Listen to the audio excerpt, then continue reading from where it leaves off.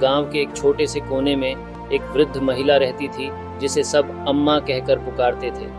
अम्मा का जीवन सादगी और सेवा का प्रतीक था। उसके चेहरे पर हमेशा एक शांत मुस्कान रहती थी और आंखों में दूसरों के लिए दया और प्रेम झलकता था। अम्मा का जीवन संघर्ष से भरा था। पति की मृत्यु के बाद उन्होंने अपनी मेहनत और लगन से अपने बच्चों को पाला। बच्चे बड़े होकर अपने अपने जीवन में व्यस्त हो गए, लेकिन अम्मा ने अपने गांव को ही अपना परिवार मान लिया। वह हमेशा दूसरों की मदद के लिए तैयार रहती थी। कोई बीमार हो, किसी को भोजन की आवश्यकता हो या किसी को सलाह चाहिए हो, अम्मा हमेशा सबसे पहले वहां पहुंचती थीं। एक दिन गांव में एक अज्ञात महामारी फैल गई। लोग डर और असमंजस में थे। सरकारी स्वास्थ्य सेवाएं भी इस गांव तक पहुंचने में समय ले रही थी। लोग बीमार पड़ने लगे और हर तरफ हाहाकार मच गया। इस कठिन समय में भी अम्मा ने अपनी सेवा जारी रखी।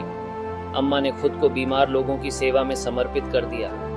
वह दिन रात लोगों के घर जाकर उनकी देखभाल करती, उन्हें दवा देती और उनका मनोबल बढ़ाती। उनके पास कोई मेडिकल ट्रेनिंग नहीं थी, लेकिन उनके पास सेवा का अद्वितीय जज्बा था। उन्होंने अपनी घरेलू जड़ी बूटियों और पुरानी दादी नानी की नुस्खों से लोगों का इलाज करना शुरू किया। अम्मा की सेवा से कई लोगों की जान बची। उनकी मेहनत और समर्पण के कारण ही महामारी धीरे धीरे नियंत्रित हो सकी। गांव वालों को अम्मा की सेवा का महत्व समझ में आ गया।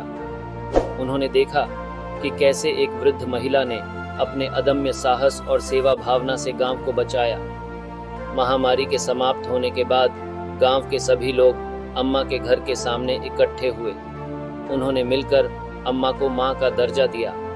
अब अम्मा न केवल उनके लिए एक सेवा करने वाली महिला थीं, बल्कि उनकी मां समान थीं, जिन्होंने कठिन समय में अपने बच्चों की तरह उनकी देखभाल की।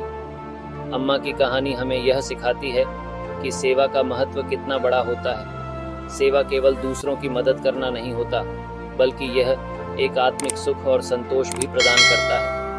अम्मा का जीवन एक प्रेरणा है कि अगर हम दूसरों की मदद करें तो हमारा जीवन भी सार्थक हो सकता है।